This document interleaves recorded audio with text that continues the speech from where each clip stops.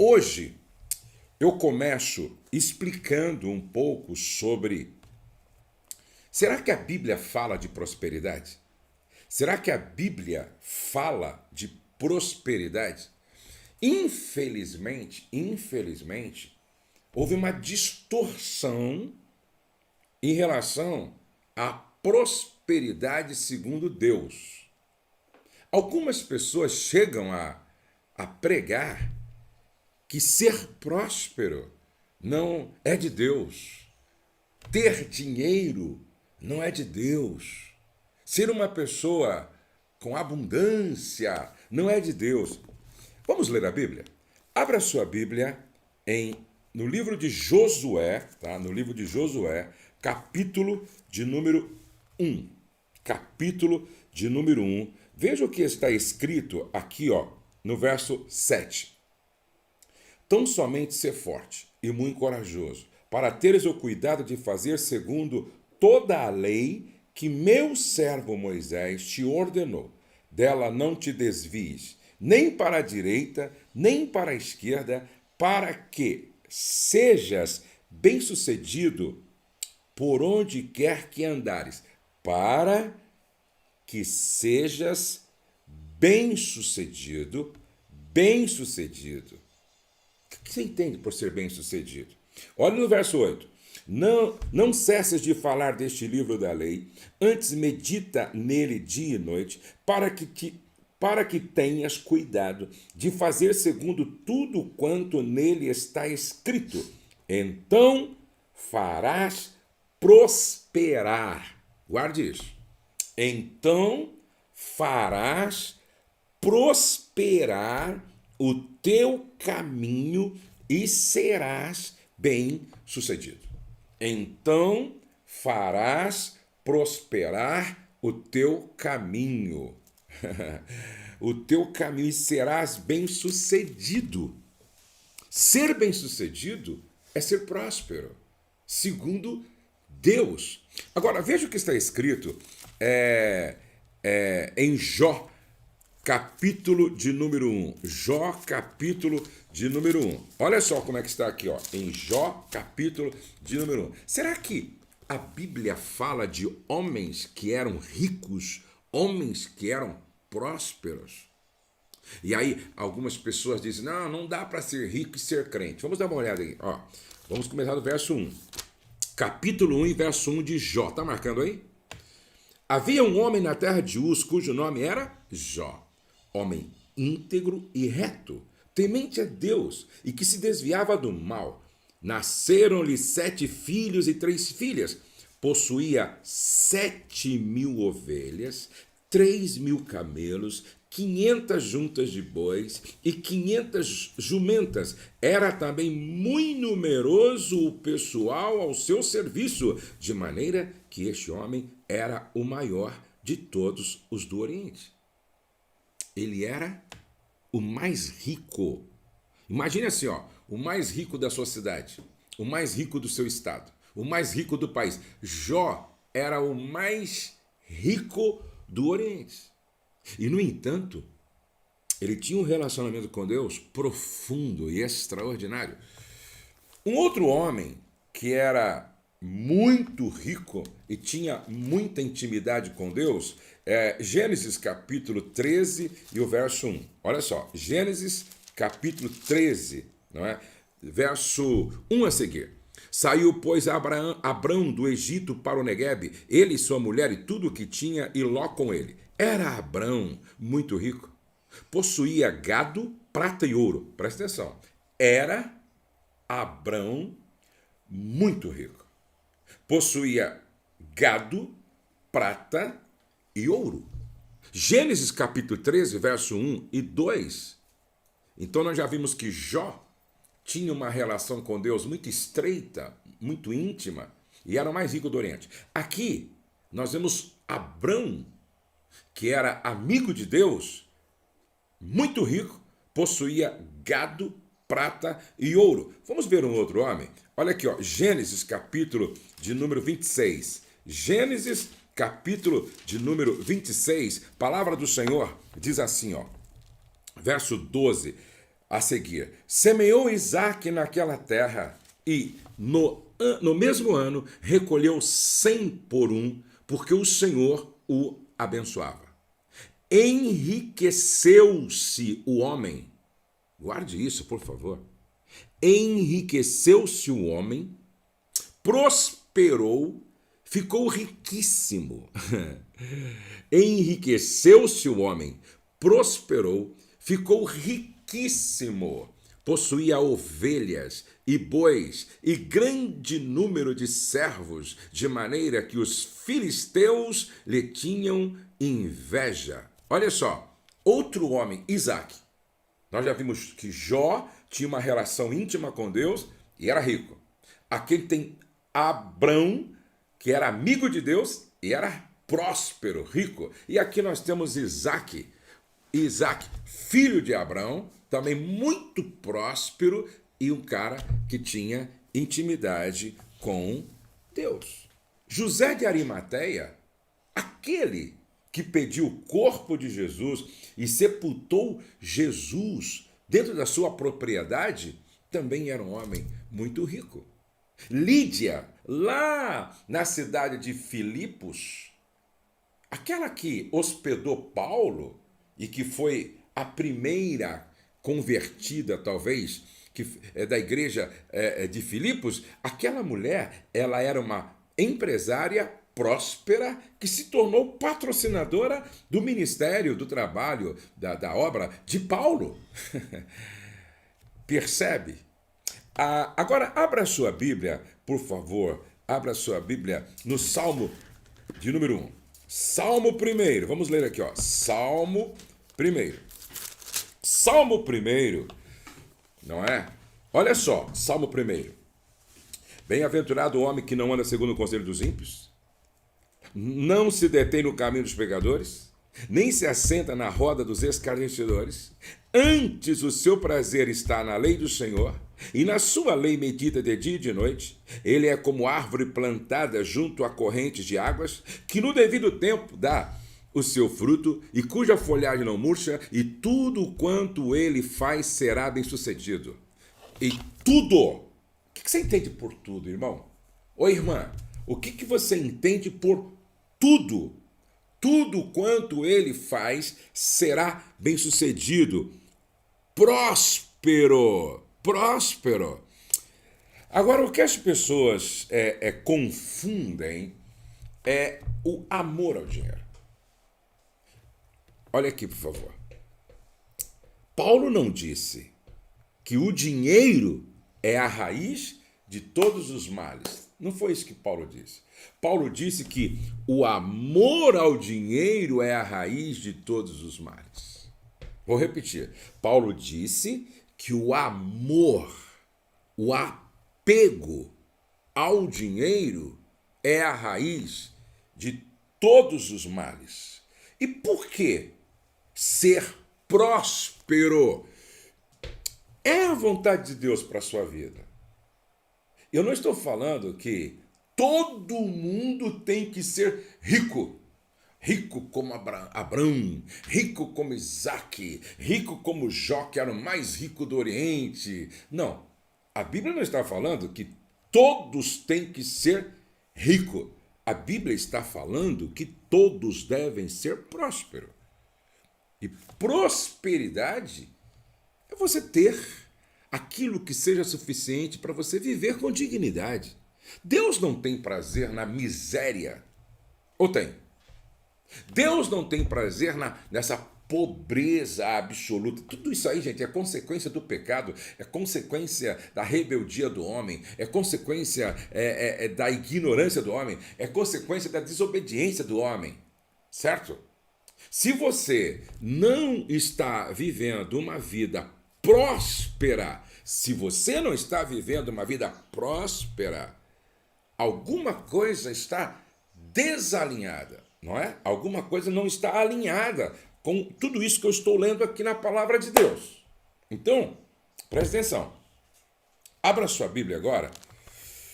Abra sua Bíblia no Evangelho segundo Lucas, capítulo de número 15. Abra aí a sua Bíblia.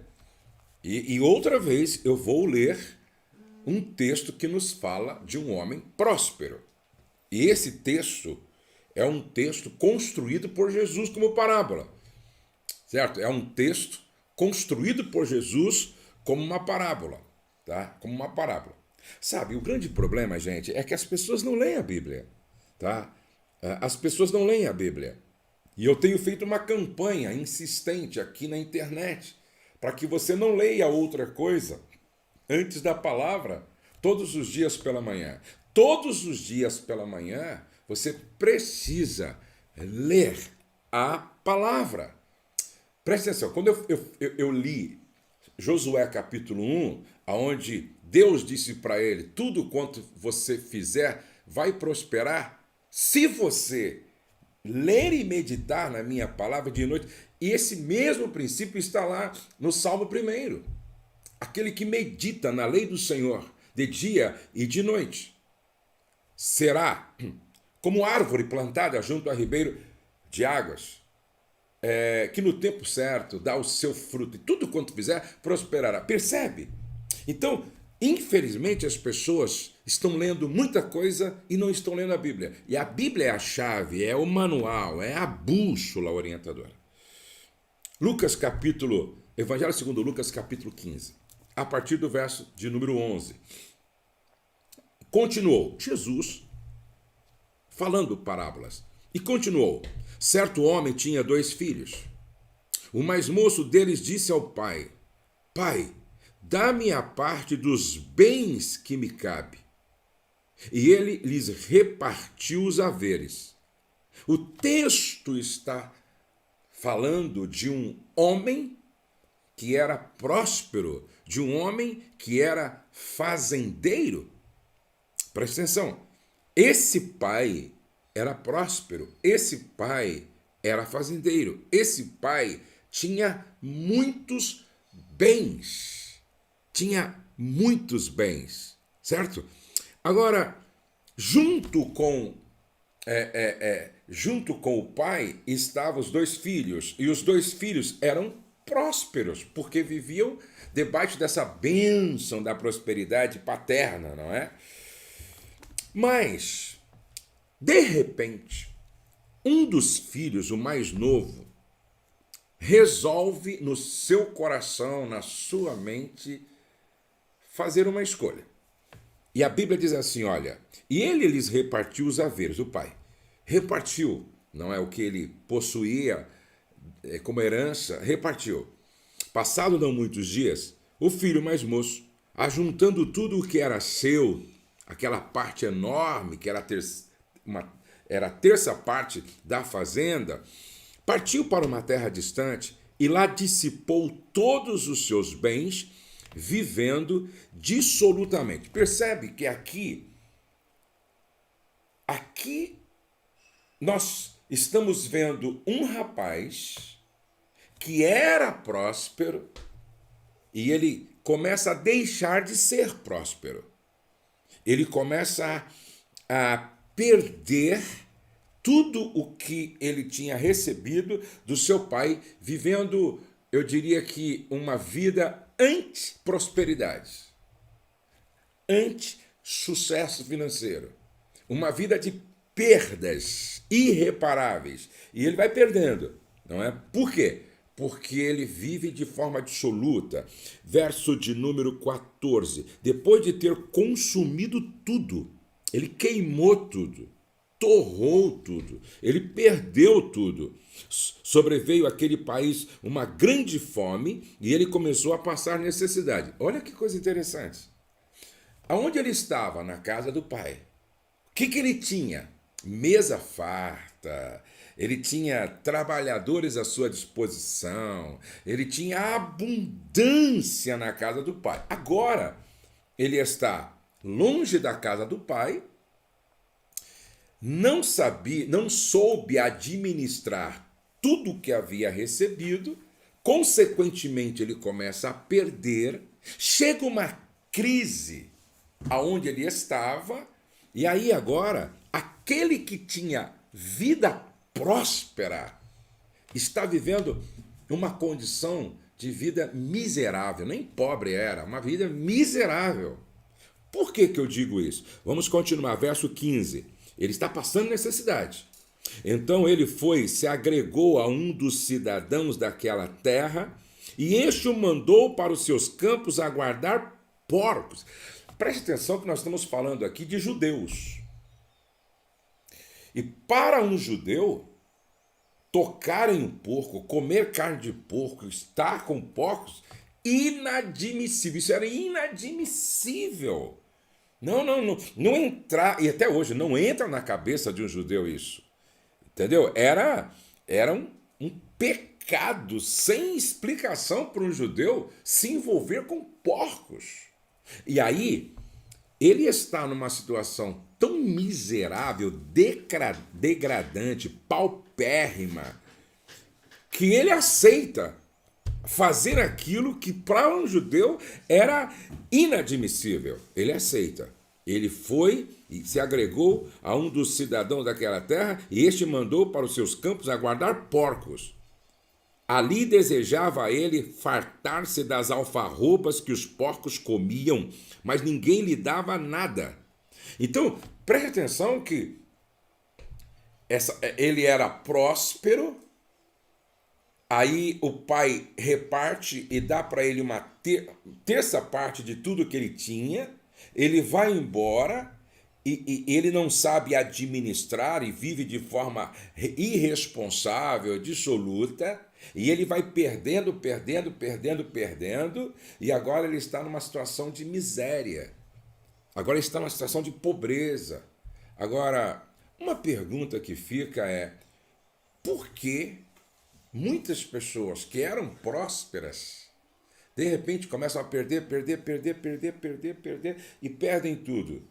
E passam a viver esta vida aqui, ó, esta vida precária, esta vida de miséria, esta vida de escassez absoluta, esta vida tão pobre que ele tem inveja dos porcos, porque para os porcos havia comida, mas para ele ninguém dava nada. Eu estou falando sobre prosperidade. Eu sei por que você não prospera como deveria. Você que está chegando agora, eu estou falando sobre algumas chaves que vai ajudar você a entender o que você não entendeu até hoje. Muitas pessoas perguntam: por que eu não prospero? Ou por que eu perdi tudo? Por que eu não prospero? Ou por que eu perdi tudo? Essas são duas perguntas que eu acredito que muitas pessoas estão fazendo agora. Por que eu ia tão bem e de repente perdi tudo? Por que eu não prospero como eu poderia prosperar? E eu estou mostrando aqui para todos que prosperidade é a vontade de Deus para a minha vida e para a sua vida. Não está na Bíblia que todos nós temos que ser ricos, mas prósperos sim. Quando Jesus fala que eu vim para que tenham vida e vida em abundância, eu acredito numa vida integral. Eu acredito num evangelho que afeta tanto o meu espírito, como a minha alma, o meu corpo e todas as áreas da minha vida. Agora, eu não posso transferir para Deus uma responsabilidade que é minha. Eu não posso jogar toda a culpa no diabo, me isentando das minhas responsabilidades. Por isso que autorresponsabilidade é uma coisa que eu, você, nós precisamos sempre estar refletindo, pensando e ponderando. Então, essas duas perguntas, eu acredito que sejam perguntas que muitos estão fazendo. Por que eu não prospero e por que eu estou perdendo ou por que eu perdi?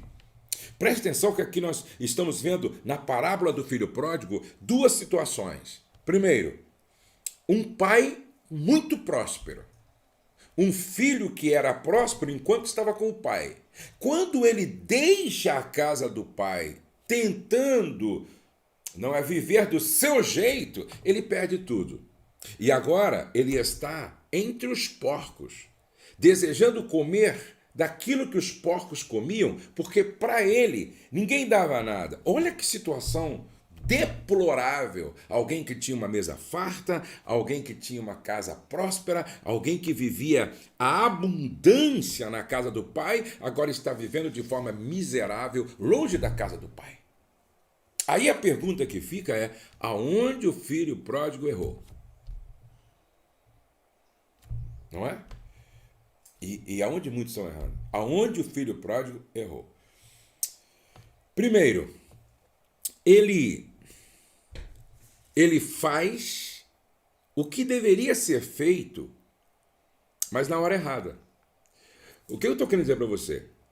O tempo é muito importante, gente. O tempo para você fazer as coisas é muito importante, tá? O tempo para você fazer as coisas é muito importante. Ele saiu de casa. Aí você me pergunta, ele errou em sair de casa? Não. Não. Há um momento em que o filho tem que ser emancipado, pô. Há um momento... É errado quando o filho não sai de casa nunca e envelhece na casa. Não é certo, não é bíblico. Por isso deixa o homem, seu pai e sua mãe. Então, há um momento em que o filho tem que ser emancipado. Há um momento em que a filha tem que ser emancipada. Não há nenhum erro em a filha sair de casa, em o filho sair de casa. Agora, é preciso prestar atenção no tempo. Ele saiu na hora errada. Ele era o mais novo, não tinha maturidade suficiente ainda para assumir as demandas da vida sozinho. Como prova disso, ele perdeu tudo. Não tinha maturidade. Então, o grande problema é que muita gente está fazendo o que deveria ser feito, mas fora do tempo. Fora do tempo. Discernir o tempo, gente, é fundamental. Então, você não pode... Você tem que discernir o tempo. Eu penso que não deve ser nem antes do tempo e nem depois do tempo. Tem que ser no tempo certo. Tem muita gente fazendo certo, mas ou antes do tempo, ou já passou o tempo. E a gente precisa ficar muito atento. Você tem que ter discernimento, você tem que ter mentores, você tem que ter intimidade com Deus, com a sua palavra, para você nem se antecipar, foi o que o filho pródigo fez, e nem deixar passar o tempo. Existe um tempo. Olha o que a Bíblia diz lá em Eclesiastes: para tudo há um tempo determinado. Para tudo há um tempo determinado. Há tempo para todo propósito. Esse rapaz, ele errou no tempo. Esse foi o primeiro erro. Ele errou no tempo. Tá? Ele errou no tempo. Eu estou falando com gente aqui que já está atrasado. Já está passando o tempo. E eu estou falando com gente que está se precipitando no tempo. De repente não é hora ainda. Eu me lembro que quando eu trabalhava em uma empresa chamada COFAP, eu tinha uma boa função lá dentro, não é? Eu tinha influência lá dentro, eu estava crescendo lá dentro. E só que o meu coração sempre esteve no ministério. O meu coração sempre esteve na obra de Deus. Eu já sabia do meu chamado, desde a adolescência, desde quando eu era pequeno, eu já sabia do meu chamado. E eu estava na empresa. Eu tinha um salário bom, tinha convênio médico, tinha seguro de vida, tinha festa no final do ano para meus filhos, tinha presente que a empresa dava. E para qualquer pessoa sem um chamado específico como eu, ótimo. Só que queimava dentro de mim, entendeu? O meu chamado, o trabalho de tempo integral na obra de Deus. Passou um ano e meu Deus, né? E aí eu ia trabalhar, mas meu coração ficava lá na igreja. Eu ia trabalhar, mas meu coração ficava lá no púlpito. Eu ia trabalhar, mas o meu coração estava lá na obra de Deus. E a minha esposa sempre dizia para mim, não é hora, não é o tempo. E passou um ano, e aí, Rose, ela, não é o tempo ainda, então tá bom, vamos trabalhar. Aí, 3 anos, e aí nós orando e tal, e meu coração queimava pelo chamado e tal, e não é hora ainda. Agora, olha só que coisa interessante, gente. Quando passou, estava assim, com mais de 3 anos que eu estava na empresa, eu me lembro que um dia eu cheguei para trabalhar, né? Estava trabalhando e tinha um amigo meu, ali de setor, ali de seção, né? De repente, esse cara nem crente era. Esse cara olhou para mim assim e disse assim: o que você está fazendo aqui? Eu disse: como assim? Ele disse: aqui não é o seu lugar. Opa! O cara nem crente era. Olha Deus usando aí, como aconteceu lá no Velho Testamento, que Deus usou uma mula para falar com Balaão, não é? Olha Deus usando aí alguém que não tem nada a ver com o Evangelho para falar comigo. E ele disse: seu tempo aqui terminou, meu. Esse aqui não é teu lugar, não. Eu voltei para casa e comecei a conversar com a minha esposa, né? E é interessante que naquele ano a minha esposa disse assim: chegou o tempo.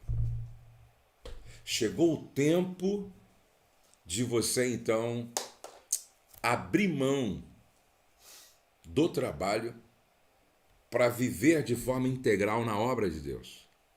Olha como isso é importante. Você entender o tempo. E aí as coisas aconteceram dentro do tempo certo e por isso que deu certo. Me entende? Como eu gostaria de estar falando isso para todas as famílias, todos os filhos, maridos e esposas. O tempo, esse menino saiu fora do tempo, saiu antes do tempo. E sempre que você se precipita, você paga um alto preço. Em vez de você ganhar, você perde. Em vez de você crescer, você estagna. Porque não dá certo, é fora do tempo. Eclesiastes capítulo 3. Para tudo tem um tempo determinado para cada propósito debaixo do céu. Então eu gostaria que você entendesse. Primeira coisa, você quer prosperar? Observe o tempo. Preste atenção no tempo. Trabalhe dentro do tempo. E fique, assim, seja sensível à voz de Deus. Seja sensível à voz de Deus. E a voz de Deus pode vir através de um amigo de trabalho, como aconteceu comigo. Através de um sonho. Através de uma mentoria. Através de uma mensagem. É interessante que ontem, quando eu ministrava a palavra, muita gente saiu dizendo assim: Deus me respondeu. Deus me respondeu. É isso aí, ó. Bom, em segundo lugar, ele saiu na hora errada, ele fez o que tinha que ser feito na hora errada. Em segundo lugar, a motivação era errada. Gente, guarde isso em nome de Jesus. Mais importante do que você faz é o motivo pelo qual você está fazendo. Escreve isso, marca isso. Mais importante do que o que você faz é o motivo por trás. Por que você está fazendo isso? E aí, algumas perguntas precisam ser feitas numa hora dessa. Bom, eu entendi que é o tempo, tá? É o tempo. Chegou a hora, é o tempo. Agora, o que você vai fazer? Qual é a motivação? Qual era a motivação desse menino? Eu penso que ele pensava assim, eu penso que a motivação dele era: quero viver do meu jeito. A motivação dele: quero experimentar o que o mundo oferece. Olha a motivação dele: meus amigos estão aparentemente melhor do que eu. Sempre que você olha de longe, de fora, às vezes você pensa que estão melhor do que você. Você acha que estão melhor do que você. Meus amigos estão melhor do que eu. Meus amigos estão vivendo melhor do que eu. Meus amigos são mais felizes do que eu. Eu não suporto mais esta casa. Qual era a motivação dele? Satisfazer os desejos do coração, que a Bíblia diz que é enganoso. Olha o que a Bíblia diz: enganoso é o coração do homem, quem o conhecerá? Enganoso é o coração do homem, quem o conhecerá? Preste atenção. Ele estava apenas ouvindo o seu coração. E o nosso coração, muitas vezes, nos engana, gente. Ele estava apenas ouvindo o seu coração. Mas o nosso coração, muitas vezes, é enganoso. E como enganou esse menino. E porque enganou, ele perdeu tudo. Qual é a motivação do seu coração? Quantas pessoas... Por exemplo, se você quer ficar rico só pensando em você, sabe por que eu quero ficar rico? Porque eu quero ter um carro maravilhoso. Sabe por que eu quero ficar rico? Porque eu quero ter uma casa num condomínio de luxo. Sabe por que eu quero ficar rico? Porque eu quero viajar. Por favor, vamos colocar o cachorrinho lá para fora, porque... isso, o Fred chegou aqui, gente, e o Fred também é uma bênção. Eu tenho dito sempre assim, ó, se é para ter cachorro, tem que tratar bem, não é? Bom, presta atenção. Qual é a motivação? Não, eu quero ficar rico porque eu quero ter uma Lamborghini. Eu quero ficar rico porque eu quero ter uma casa num condomínio. Eu quero ficar rico porque eu quero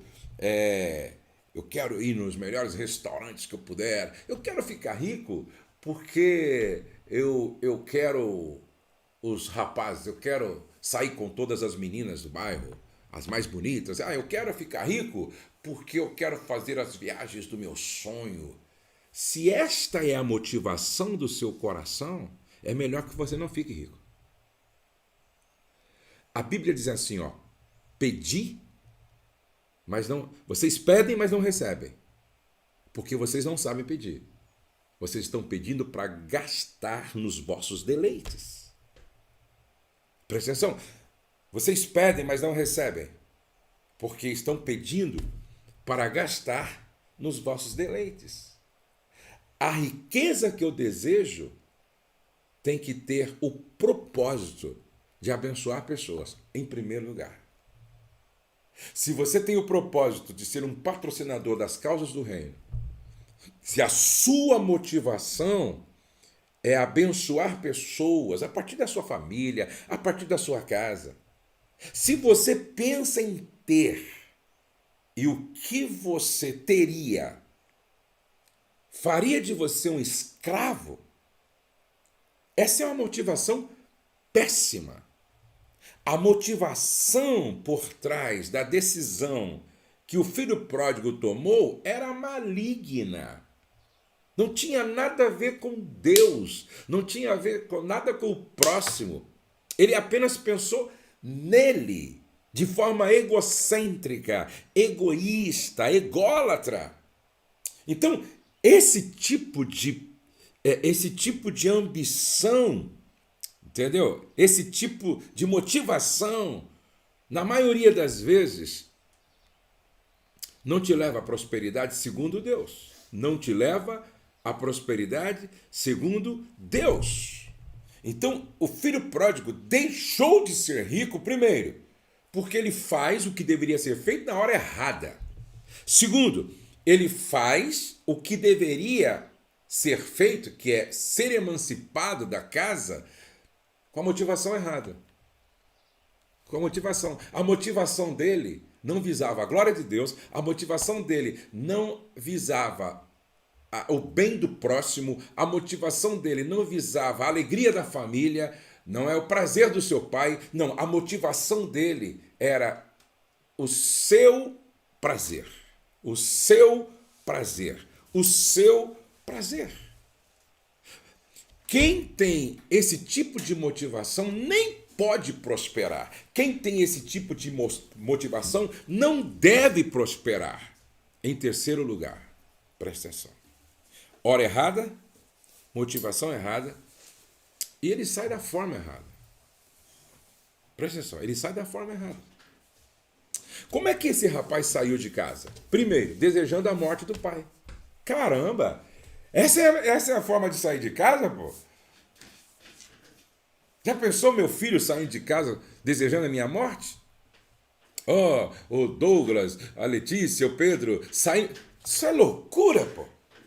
Como é que Deus tem compromisso de bênção, de prosperidade sobre a vida de um filho que sai de casa desejando que o pai morra? Pastor, como assim? Como é que ele desejou a morte do pai? Sim, naquela época, e hoje também, qualquer pessoa que pedia a herança antes que o pai morresse, na verdade, estava manifestando o desejo que o pai morresse mesmo. Entendeu? Eu quero mais que só morra, para que a herança já venha, a minha parte logo, por favor. Então, quando esse rapaz pede a herança com o pai vivo, na verdade, ele está desejando que o pai morresse. Essa é uma maneira de sair de casa? Ele sai de casa deixando o pai com o coração despedaçado. Ele sai de casa deixando o pai com o coração entristecido. Por quê? Porque a motivação era errada, a hora era errada e a forma era errada. Como é que Deus vai abençoar alguém que não leva a sério o próprio pai? Manifestando nas suas atitudes ingratidão, desonra. Não há prosperidade de Deus aí. Se há prosperidade, não é de Deus. Se há prosperidade, não é prosperidade segundo Deus. Por isso, nesta semana, eu quero deixar com você uma chave hoje. E a chave é uma pergunta. Esse rapaz, em vez de prosperar ao sair de casa, continuar prosperando, como era próximo na casa do pai, ele entra num caminho de perda, vai perdendo tudo. E aqui eu quero te dar a primeira chave. Não, mas antes de dar a primeira chave, vou dar uma chave e uma tarefa, tá? Vou dar uma chave e uma tarefa. Eu quero convidar todos vocês aqui, vocês que chegaram depois. Eu vou estar entregando aqui 5 chaves e 5 tarefas até sexta-feira. E aí, como sempre o pessoal diz, não é? Vamos dar as mãos uns aos outros e não vamos soltar até quinta-feira, tá? Vamos dar as mãos uns aos outros e não vamos soltar até quinta-feira. Eu creio muito que até sexta-feira, até sexta-feira às 9 horas, todos vão experimentar muita coisa boa, maravilhosa de Deus. Muita coisa boa e maravilhosa de Deus. A chave de hoje. Qual princípio você está quebrando ou quebrou que está impedindo você prosperar como deveria? Qual princípio? Qual é o princípio? Eu falei aqui de um princípio. Qual foi o princípio que o filho pródigo quebrou? Ele quebrou o princípio da honra, ele quebrou o princípio da gratidão e ele quebrou o princípio de autoridade. Ele quebrou 3 princípios: o princípio da honra, o princípio da gratidão e o princípio de autoridade. Ele quebrou 3 princípios. Então, primeiro, você vai escrever num papel qual princípio você quebrou ou está quebrando que não deveria. Porque quem quebra princípio é quebrado pelo princípio. Então, esta é a chave, entendeu? Princípio da honra, princípio da gratidão, princípio de autoridade. Não pode quebrar, porque se você quebrar, o princípio te quebra, tá? Se você quebrar, o princípio te quebra. Então, são 3 princípios. Qual é o princípio? Você vai escrever isso e você vai pedir perdão, você vai orar, colocando diante de Deus que daqui para frente, a partir de hoje, você não quebra mais esse princípio. A partir de hoje, você não quebra mais este princípio, certo? E aí eu gostaria que você refletisse sobre o tempo, a forma e a motivação. De repente você está fazendo coisas na hora errada, o certo na hora errada. De repente você está fazendo o certo com a motivação errada. E de repente você está fazendo o certo na hora certa, mas da forma errada ou com a motivação errada. Eu gostaria que você pensasse nisso durante o dia. Agora, tarefa para hoje. Você vai escrever 3.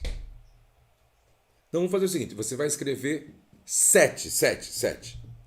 Por ordem de importância para você. 7 coisas que você sonha, tá? E aí eu vou responder, você vai escrever e amanhã eu vou te explicar algumas coisas interessantes. Então, você vai escrever no papel, tá? Você vai escrever no papel 7 coisas que você sonha. E você vai escrever por ordem de valor, assim, ó. Meu maior sonho é esse. Depois é esse. Depois é esse. 7, ok? Você vai escrever então 7 coisas assim, ó. Pastor, por quê? Por que que eu tenho que escrever 7 sonhos? 7 coisas que eu sonho, assim. 7 sonhos. Por ordem de grandeza, assim, de maior para o menor. Porque tudo começa a partir de um sonho e vai ser uma das ministrações aqui. Eu vou contar a minha experiência e você vai ver como isso vai te ajudar bastante. Entendeu? Escreve lá para mim, tá? E amanhã, pela manhã, você esteja com isso na mão, tá bom? Você esteja com isso na mão, tá? Você esteja com isso na mão. 7 coisas que você sonha, 7. Que você sonha. Pastor, eu sonho muito com isso aqui, ó. Essas 7 aqui, ó. Tá bom?